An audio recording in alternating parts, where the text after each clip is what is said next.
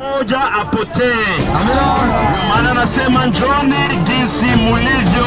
Amina. Ijapokuwa ukubwa wa dhambi zako, usijihukumu mwenyewe. Yuko tayari kukusamehe na kuanza na wewe safari mpya. Amina. Unachohitajika kufanya ni kumpokea kuwa Bwana na Mwokozi wa maisha yako. Jina la Bwana libarikiwe. Yesu ni upendo. Amina. Yesu ni Bwana. Amina.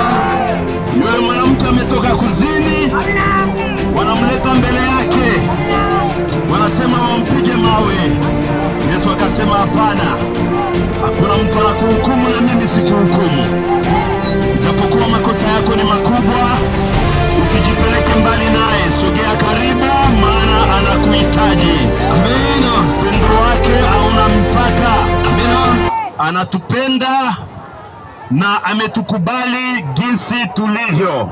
Amina. Ndio maana tunakusi leo, unaposikia neno lake usifunge moyo, usifanye moyo mgumu. Kubali kumpokea huyu Yesu kuwa Bwana na Mwokozi, na utaokolewa. Unaishi maisha ya raha, maisha ya milele. Shangilia jina la Bwana. Amina, amina, amina, amina.